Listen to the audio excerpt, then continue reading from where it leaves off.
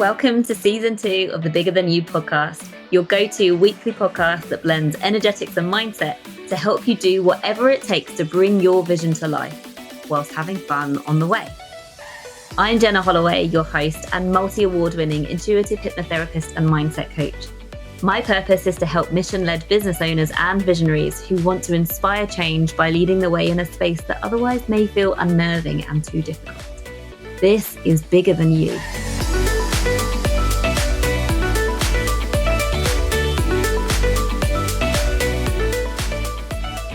Hello, welcome back. Thank you so much for joining me. And if you are new, welcome. Today we have a really exciting guest on the show. I'm so excited to have the lovely Joanna Ingram with us today. Joanna is a business coach and brand messaging strategist who works with soulful female entrepreneurs to gain clarity on what is their unique brilliance. And one of the things she does is to help them write their inspiring thought leader brand stories. Joanna is also the host of the podcast Goals with Soul, which is just ranked inside the top 2.5% of podcasts globally. And she's also a fellow infertility warrior and twin mum. Joanna and I are friends, and we also have a lot in common when it comes to our views on the world, or shall we say the universe. Welcome, Joanna. Thanks so much, Jenna. So, is there anything you'd like to add to that introduction, by the way? No, fantastic introduction. Thank you so much. And like you said, I'm diving into the brand messaging specialism, and it just thrills me. So many of the people that we come across in our working lives are so similar to us and so many others like us, because we just want to be authentic and aligned and real. And I love the fact that there's space in this industry to develop in that direction. So yeah, that's my passion. Amazing. Can you tell us a bit about your background and how did you come to be doing the work that you're doing today? So I came out of just over 18 years working for leading advertising agencies here in London. I had gone straight out of year traveling and a first-class degree into a great job working for Ogilvy and Mather, one of the best advertising agencies in the world. Certainly at that time, there was a river running through reception in Canary Wharf, and I thought I'd made it. Wow. Fast forward 18 years. And I had done the good girl thing. I'd done, the type A, trying to achieve all the time, but I really wasn't fulfilled or happy and wanted to lean into creating much more of an impact, personal impact. And I had got into a lot more spiritually aligned pieces, trained as a pranic healer, and was looking for my next level, which was, I saw it as coaching, but I was scared to take the leap. And interestingly, it was the pandemic, and particularly me losing my job at the beginning of the pandemic, that was the instigator, the ignition to now creating this new business. And when I lost my job, instead of feeling sad and desperate, which did cross my mind, I actually just thought that the universe is doing me a massive favor here. It's giving me a big old kick up the butt, because I wasn't going to do it on my own. I was too scared of the change. Yeah. And that sees me basically launching a business into business coaching and helping entrepreneurs to build their businesses. But interesting, I brought the worst of the corporate culture with me. As I said at the time, I've become a worse boss to myself than those bosses were in my old company. And that was saying something, but I managed to really treat myself so poorly. And about 6 to 8 months into that, I was completely burned out. In my first year, I launched 3 programs, a membership, a podcast. I was just doing all the things. And I thought that success was a number. I thought that I had to do it fast. And I realized that actually there's so much more to building a business with ease and flow. And it was at that point that I realized that generalized business coaching, as fun as it can be, wasn't really where my zone of genius was most. And that was in the brand messaging, and particularly helping others to activate what their soul message is and help them build that authority and that alignment in that way that lights them up. So since that point, things have really shifted, and a year or two later now, and it's all started to flow in such a lovely way. I love that. And just going back to where you said about the universe did you a favor, I just feel that we are so lucky, you and I and people who think on our wavelength, so lucky to have this view on life whereby we can just feel supported. When the shit hits the fan, the perception that we actually have is, okay, what's the lesson here? How can we grow through this? What opportunities on the other side of this? Rather than for those people who are walking around and don't believe in this and, maybe consider it too woo-woo or whatever. They just feel, isolated and scared and nervous. And actually, when we can get to a place where we just feel so supported that we're always going to have a lesson to learn and it's always going to be okay, I don't know, it just feels amazing. So I have a question for you, Joanna, shall I say.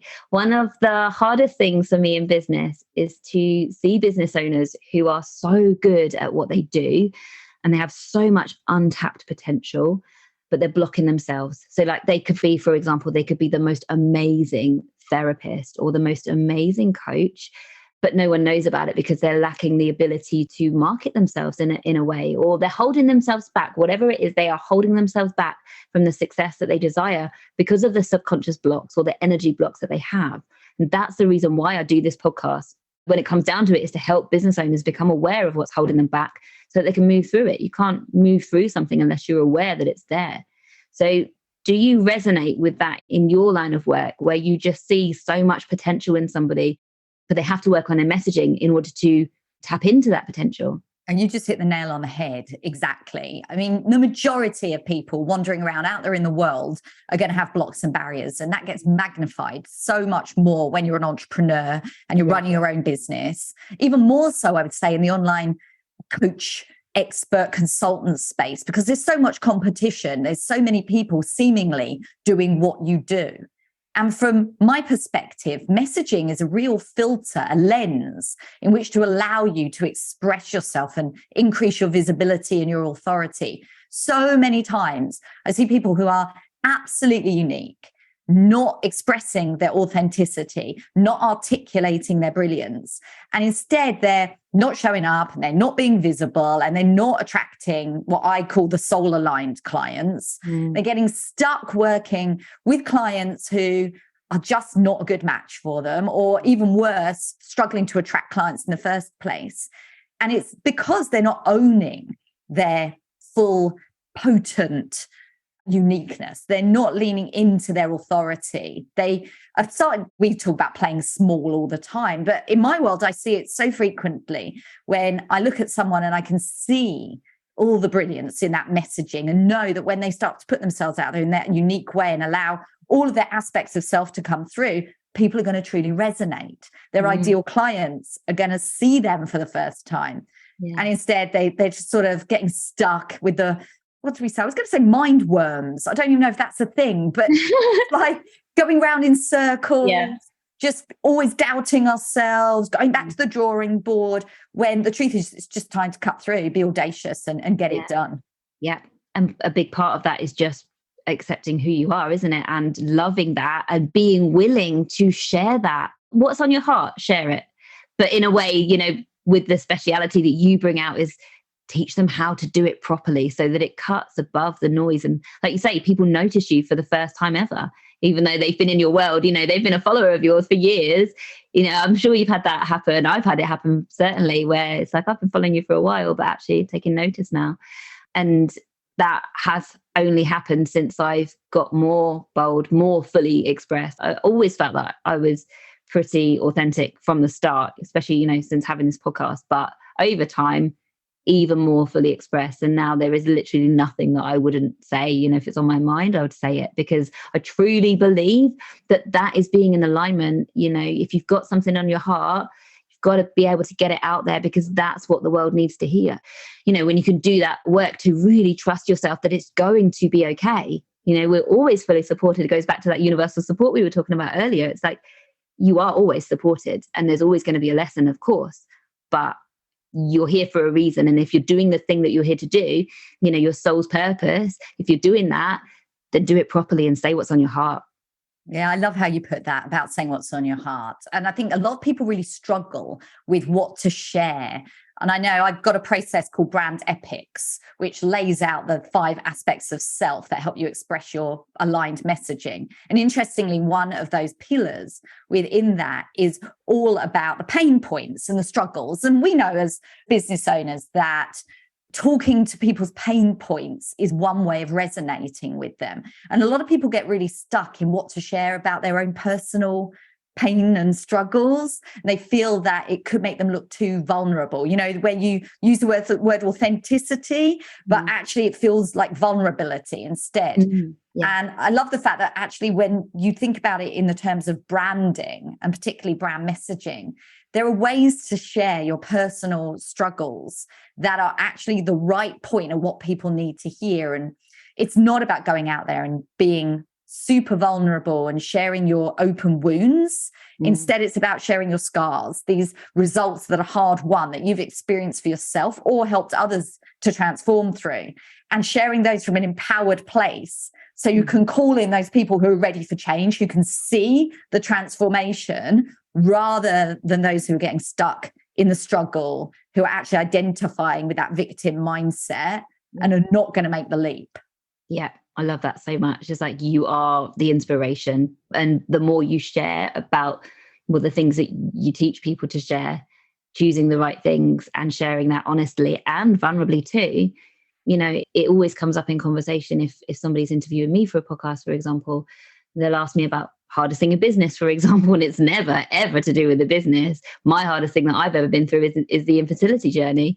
But it's taught me so much. It shaped me.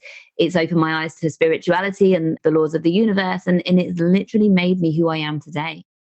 And so, yeah, definitely sharing from a place of, well, authentically, but also that does inspire, that makes you relatable. And that, when done right, is very empowering and desirable to the people that are looking up to you. Yeah, I mean, obviously you and I relate very deeply on that level, like you mentioned in the intro about going through the infertility journey. And for me, that wasn't something I could share for a long time, because when I gave birth to my eldest, she's now at university, she's nearly 19 years old.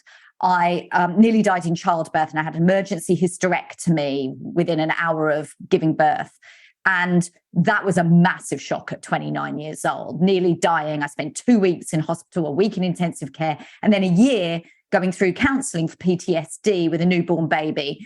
Just to lay it on thick, my husband actually left me after 8 months after the baby was born. So, and the cat died the week after. I mean, you couldn't make this up. I remember going to the therapist, I can laugh now, and saying to her, forget EastEnders. This is literally my real life. This has just happened. By the way, the cat got run over. And then like a week after, my husband left me. It's like, stop it, really. Yeah. But the reality was that what I really wanted to recover from that is to complete my family.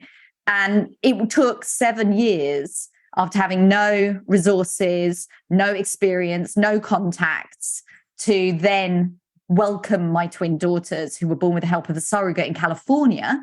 And we and my now husband, Ivan, flew out and met the twins when they were born 29 weeks, nearly 3 months premature, out in California when they were born. Thankfully, those same baby girls just turned 12 last week. Yay. So, you know, I mean, it's such a happy ending. And actually the way that I have reframed a lot of that is not like, oh, it's so sad I went through all of that, but rather I make the impossible possible. Really, that was impossible. And yet it happened by putting one step in front of the other. And I guess now, like you've reflected in business, it's easy to take those lessons and transfer them over and be like, well, if I can do something like that in my life, then I can certainly build a business with ease and joy, and working with people that light me up and having all the juiciness and goodness in my life in that way too.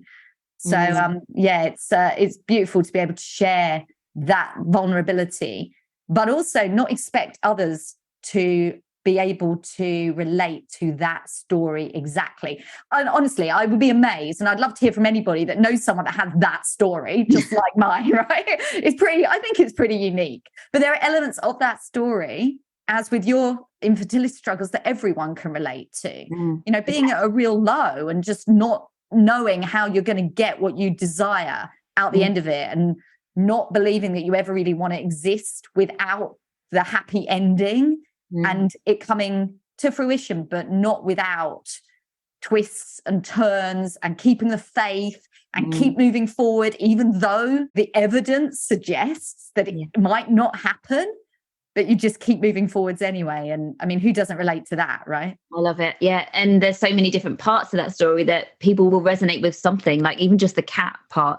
And we're hardwired to enjoy stories. And so that's why it's so, so powerful. You've obviously come so far, Joanna, but I'm going to actually ask you a question that's going to ask you to reflect a little bit more recently.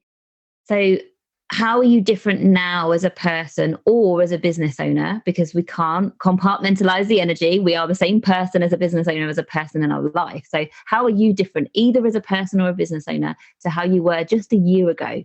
And how did you evolve? Right. Massive question. And this is really easy for me to answer, actually, because when I first leapt into business, coming out of corporate, I did what many ex-corporate, ambitious, visionary women in particular tend to do, which is just take what you've learned, the experience that you've got, and immediately transfer it into a new business. So I looked at what I had, and I was about productivity and accountability and CEO strategies, all about strategy and getting it done, and immediately started getting clients off the back of that expertise. And I was so happy to be paying clients and having a viable business. But I wasn't really calling in those perfect match clients because my messaging wasn't really aligned with who I was. And as I mentioned earlier, I was working my butts off. I was just like so frantic. There was like this energy of neediness about I have to. And I guess I was attracting clients of a very similar kind of energy. And at that point, I pretty much burned out. I remember lying on the kitchen floor, sobbing, trying to cook dinner, but not actually getting there, and saying to my husband, I don't know what I've done. I'm exhausted. It isn't working. Have I even done the right thing?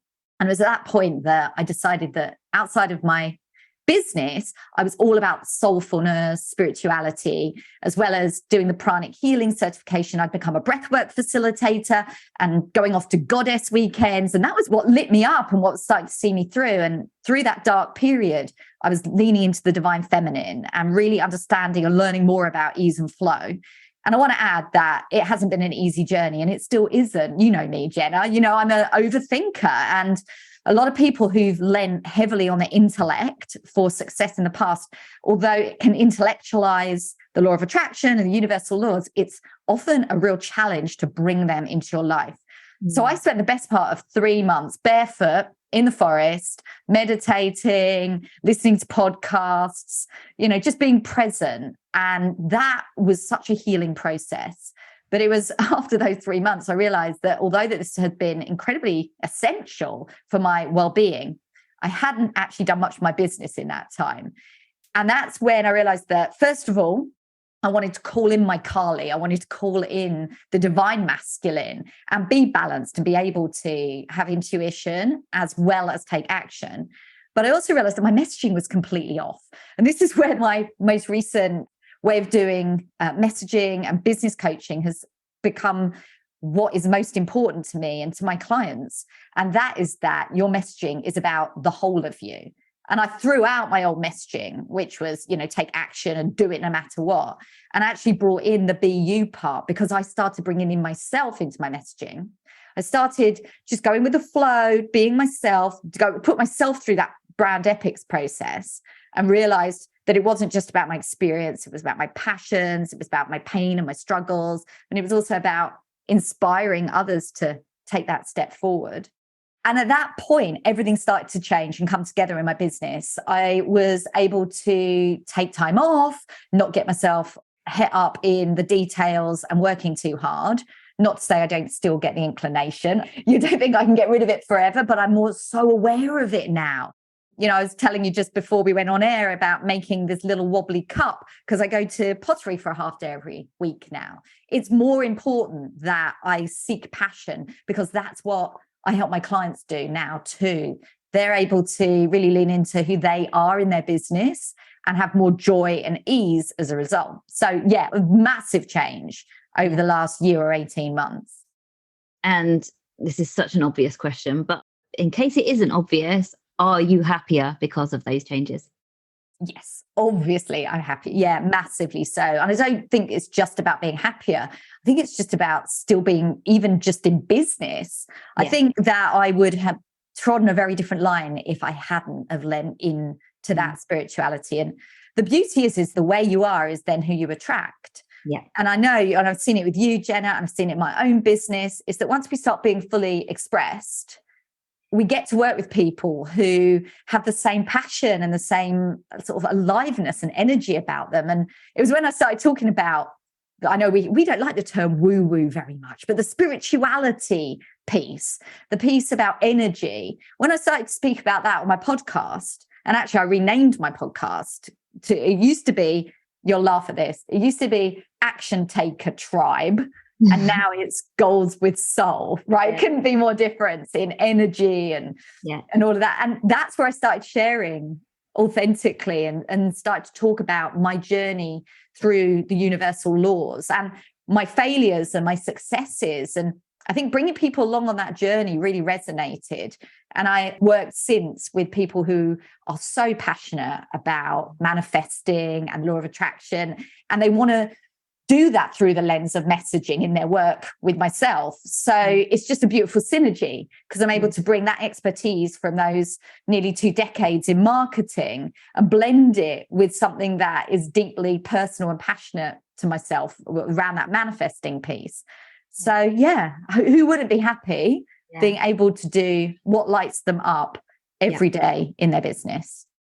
It's so cool to experience the, when we say like the concept, and it's so frustrating because I know when I speak to people, maybe they're interested in working with me or whatever, and I speak to them and I say, it's very hard for you to imagine what it is like on the other side of this work. It's very hard to imagine where you are so in alignment that life is just really amazing. You feel so good and you're a place where you can work through anything that comes up very easily because you've learned the skills to do that. And you've reprogrammed the programs that are running that make you feel the heavy energy or make you feel not enough. And so where I'm going with this is it's really, really cool to have experienced this journey whereby the more you live in alignment, the more fully expressed you are, the better work becomes, the better your business becomes. Because now, like I literally just said this to Tom, my husband, yesterday, I cannot believe that all my client sessions now, they're all fully aligned clients. It just feels so incredibly fulfilling to do the work that I do and be paid so well for it, but enjoy it so much. It doesn't feel like work. I love it so much. And it's purely down to the fact that the clients that I work with are fully aligned. And it's just such a joy to experience what that is like. So yeah, I imagine it's probably the same for you as well. Oh, 100%, 100%. And I feel so passionately about this particular topic about aligned clients that I've ended up helping clients understand what aligned clients looks like. Because it's like, we ban the word around quite a lot, aligned clients. But it's interesting, a client I'm working with at the moment, we were chatting yesterday and she was explaining that she wasn't even aware of what it felt like to work with an aligned client.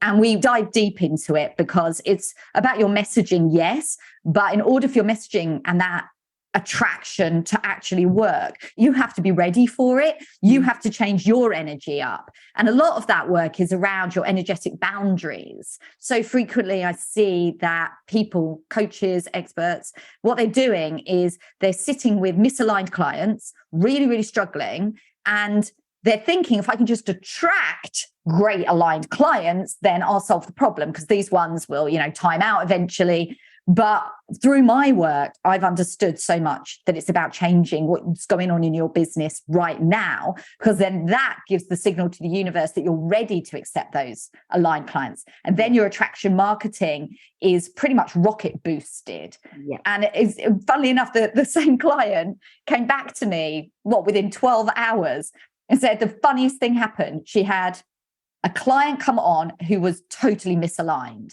She was like, it was so heavy. I knew exactly now how unaligned this client was. And she left me a message and she said, I think I sacked them. I was like, this is the same client that, literally 24 hours before was like, I don't even know what that looks like. I'm just going to keep working with them. And I didn't realize that the work for her would be that potent and that fast. But now she has space. And I'm really excited for her because I'm just I'm sure within the next few days, she's going to have an aligned client that slots right into that place. Absolutely. Because she's not made herself available for what's come in. She said no to something that's misaligned, so that she's left that space open for something even better. And yeah, it's really, really cool. I'm going to ask you, Jo, do you have a mantra that you live and work and you just have as part of being?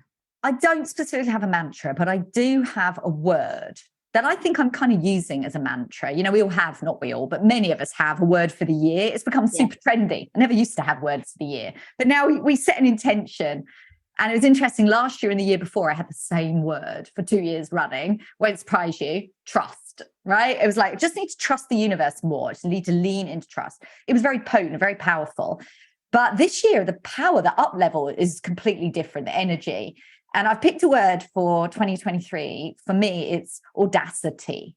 And I think that I'm using that word as a mantra because whenever I feel like playing small or I don't want to do it, or who do I think I am to do this, I just think, where's your audacity? What would you and your most audacious self do? You know, like just put yourself out there, ask, be bold, be brave. And that's really giving me such a boost this year so far. I'm already putting myself out into spaces that I wouldn't have had the confidence to do this time last year.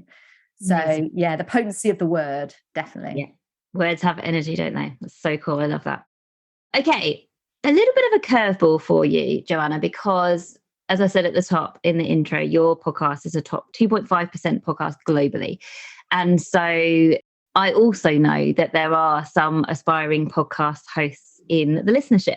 So I'm going to ask you, what tips can you share with anybody who has been listening and is inspired and know they've got something on their heart? That for me personally, I wanted to start a podcast because stories on Instagram just wasn't enough. I always had too much to say to fit in a story, you know, or a live. Like I just wanted to have a method of just speaking and sharing everything that I had to say. That's why I did it. And I know there's people out there now who are listening and aspiring to the same.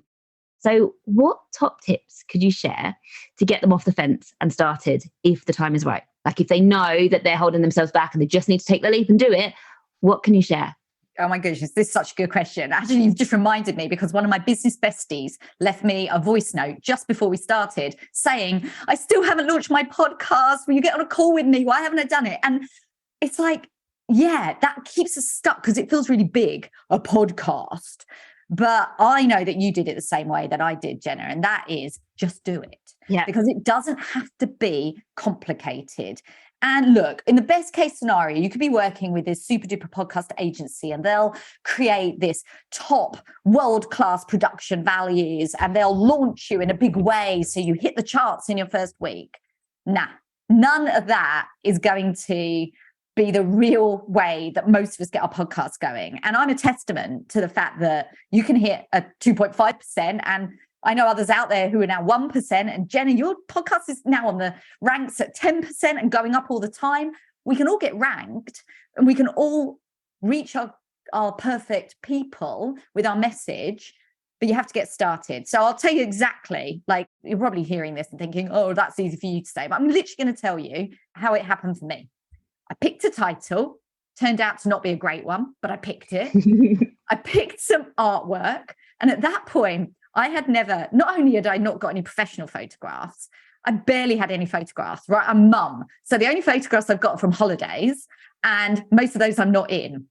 So I went back to the last vacation, found one photograph that I could cut out, you know, using Canvas so I could put a different background on it. And then I used that. Honestly, if you go onto my podcast and reel back to one of the early episodes, you can peek at it and it will give you the confidence to know that you can just start where you are. Yeah. And with regard to actually recording it, I still record, unless it's an interview, straight into my iPhone. I use the little voice notes app and I stand in my daughter's wardrobe because it's less echoey. And trust me, this isn't like a beautiful US style closet. This is pretty much a wardrobe. And I've like got, you know, my head's touching the clothes and, you know, I've got my notes propped up on her t-shirts. It's like literally like this. And I just speak and I just let it flow. And I didn't do that to begin with. And I know, Jenny, you're all about the flow. I admire you so much. And I'm so much like that now, but I didn't used to be. I used to write out some bullet points. And if that's what it takes to get started, take 20 minutes, write out some bullet points of things you want to cover, and then just press go. The next thing is talk to one person. Yeah, you're not talking to listeners. You're talking to that one listener, and just let it flow and share from the heart. And if I want to add one final one, learn how to use Audacity. Great little tool. It's completely free, and you can edit out any bits that don't work. So if you don't love what you said, just say it again, edit it out, and then just hit publish. Last thing to say on this subject is consistency. You are not going to see immediate results. You're not going to put your podcast out there and suddenly, getting all this great feedback. You're going to be watching your numbers and seeing that 3 people listened. One of them was probably your mum, and that was the one you didn't want to listen. And it would just be like, oh, this is soul crushing. Could be your story. But instead, I just chose to actually use podcasting as a form of expression.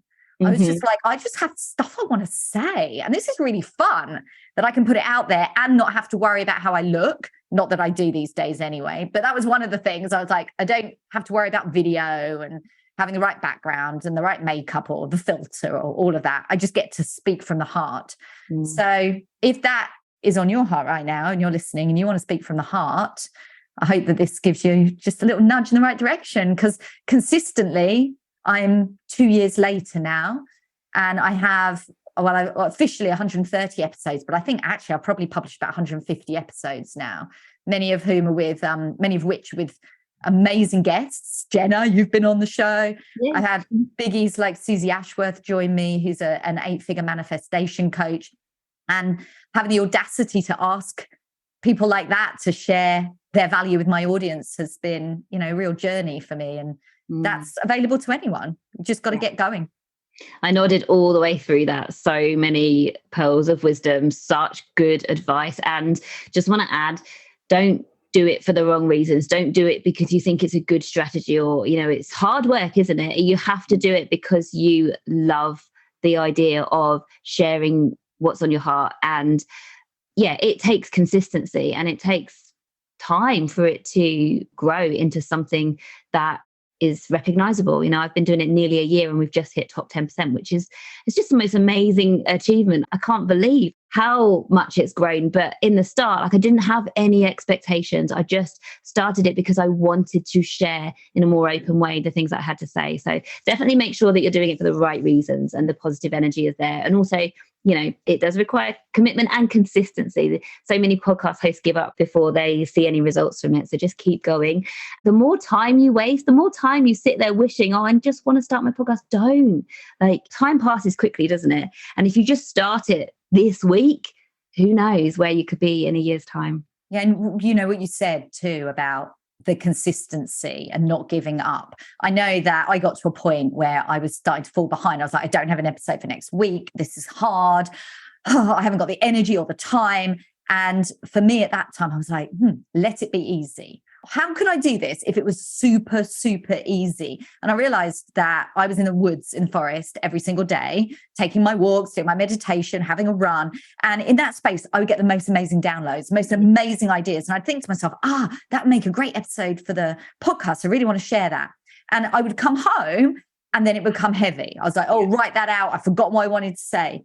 So instead, I just got my phone out and literally recorded an episode, many episodes now, live in the forest. As I said, with my phone held up to my mouth, just let it flow through me, downloaded, channeled the content right there and then. If it was 5 minutes long, it was 5 minutes long. Usually it was more like 20. Got home, sent it off to my podcast editor or put it in Audacity myself, and it was done. Yeah. And I realized that actually it doesn't need to be hard. You just need to find what's most aligned for you, what makes it easy. Love that. Let it be easy. So good. Thank you so much for everything that you've shared with us today. It's been amazing. So inspiring. Where can people find you? If people want to work with you, where can they find you? You can find me on LinkedIn. I'm there as Joanna Ingram, or you can find me on Instagram. My handle there is iamjo.ingram. And if you send me a message on either platform, I have some free training that's particularly for coaches, experts, consultants who want to up-level their aligned messaging. So just drop me a note, say messaging, and I'll send you the link. Brilliant. Thank you very much. Thank you, Jenna. See you next week. Thank you for listening to the Bigger Than You podcast. If you found it valuable, please forward it to others who you think might benefit from listening, and be sure to subscribe to get the new episodes when they release. And if you're listening on iTunes, please leave a rating or a review, as it really helps the show to grow. You can find me on LinkedIn, Jenna Holloway, or on TikTok and Instagram, and my handle is @IamJennaHolloway. And you can find links to whatever we cover in the show notes. Thank you for listening, and see you next time.